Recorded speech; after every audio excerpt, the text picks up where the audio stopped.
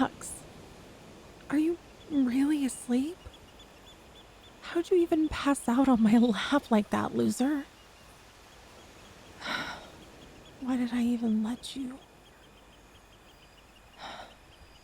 Why did I even let you fall asleep on my lap like this?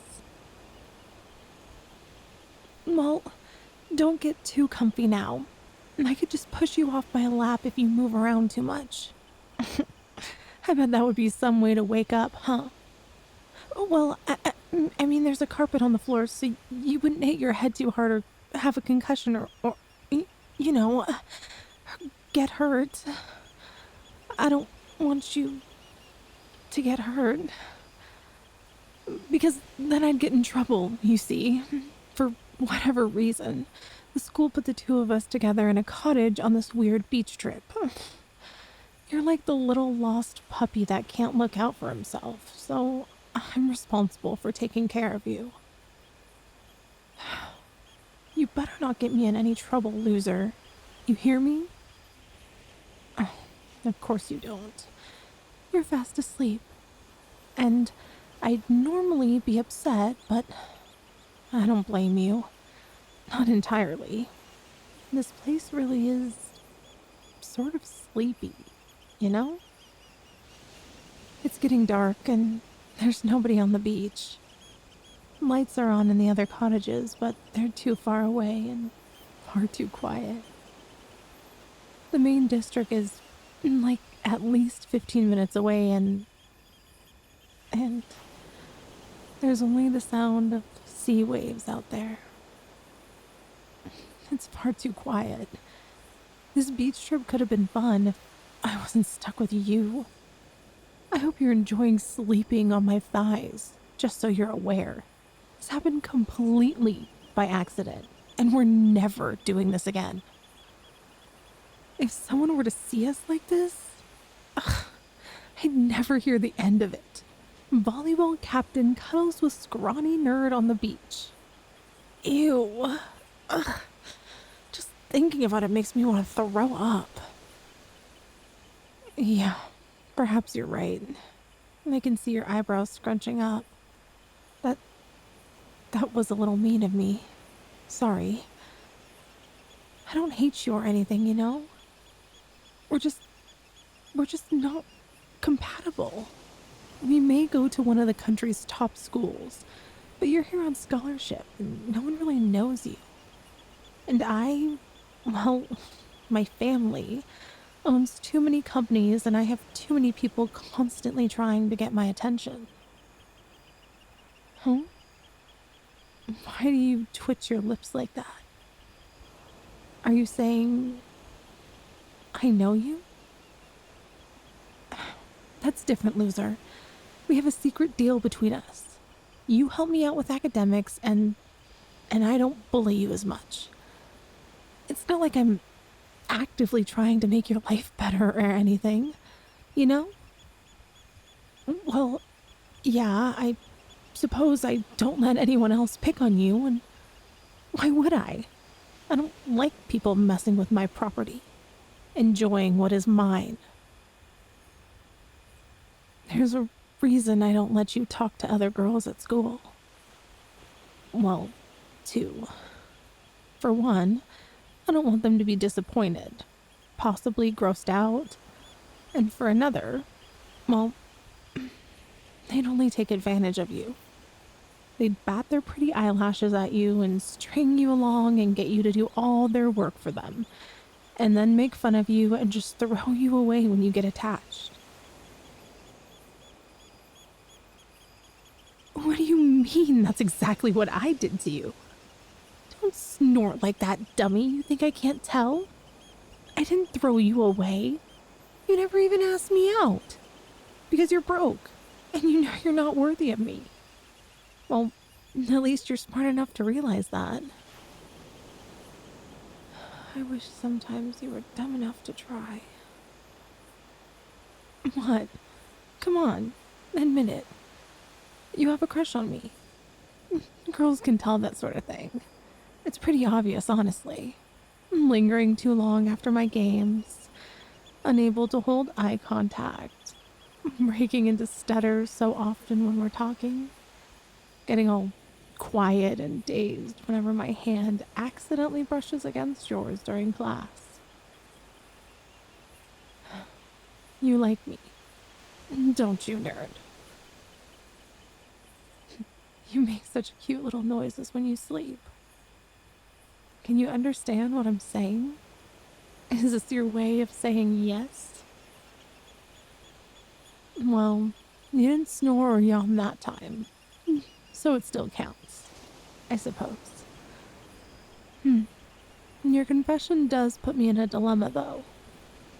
You see, you're you, so it's going to take a lot of effort to train you, puppy. I mean, I just can't go out in public with you without getting all sorts of funny looks, you know? I have my family's legacy, and more importantly, my reputation at school to keep, after all.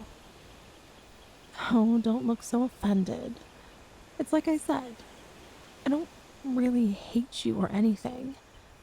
I might even like you back. I wasn't always like this. When I first came to school, I was overwhelmed by everything. I'm smart, but I get distracted easily. I was too concerned with what others were saying about me. I was always meant to be the school princess, I guess, and I acted the part. But on the inside, I was empty. I neglected my coursework, I neglected my hobbies, I neglected myself. I came so close to changing schools at one point, and then you came along. When I started forcing you to write my assignments for me, you offered to tutor me, and you kept doing it, even though I didn't always make it easy. You encouraged me to commit to all the things that interested me, and to slog along and half-ass the things that didn't.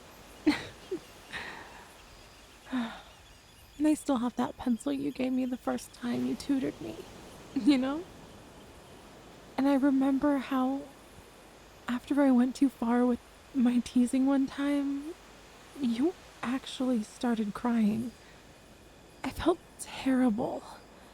I'm sorry for that, puppy. But not sorry enough, because you made me wear my volleyball uniform to our next study sesh as an apology. You are sick. You know that? You know, I brought some ropes with me on this trip. Yeah, us being roommates wasn't an accident. I thought, I'm gonna get him alone with me. I'm gonna laugh at his jokes, maybe flirt with him a bit, then slip a sedative in his drink, and tie him up in my bed, and then... But no, you had to be so nice, so kind. In the end, I just felt guilty at the thought of betraying your trust like that. And all I wanted to do was hug you and kiss you, to use your face to rub off all of my lipstick on you. I was really surprised when you blurted out during our game of Truth or Dare last night that you've never been kissed before. I could tell you were being honest because of how red your cheeks became. Were you saving yourself for me all this time? Do you want me to be your first puppy? That's it, isn't it? What's the matter? Nervous? I want you to give me something I want. And you know what that is. I don't care if it's wrong. I wish you were awake for this, but I want you. You told me to commit to the things that interest me. I can't wait any longer.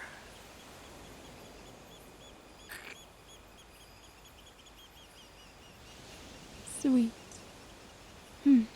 You taste just as sweet as ambrosia. Congratulations. You're a little less of a loser now. No. Is my little puppy upset? Why is he scrunching up his cute little face like that? No, puppy. Are you upset your tall, mean bully stole your first kiss? Nor could it be that you want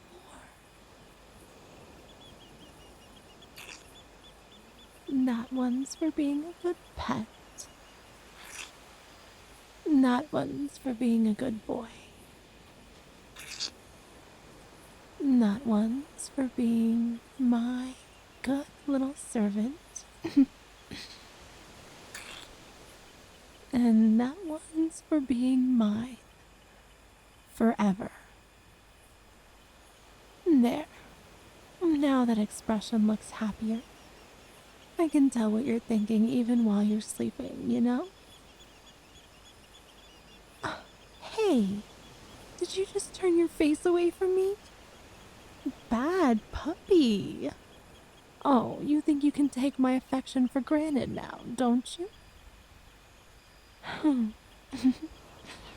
Well, I mean, you'll always have it. I'll always love you. Let's visit this beach again together, alright? But only just the two of us. I want to walk in the sand with you. And then I want to teach you how to swim. I want to count with you how many boats we can see on the horizon. Next time, let's build castles in the sand and let's take photographs. Let's play beach volleyball. I'll try to go easy on you. And I'll let you fall asleep on my lap again. Deal? Good. I'm happy, my darling. You can sleep for as long as you like. I'll keep playing with your hair.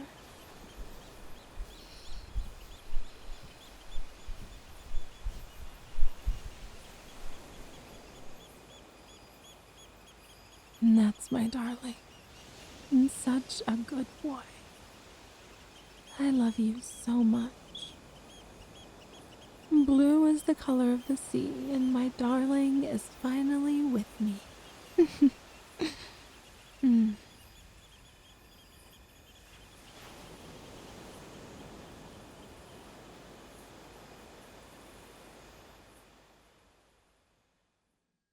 Now then, let's go take a look where I've kept the ropes, shall we?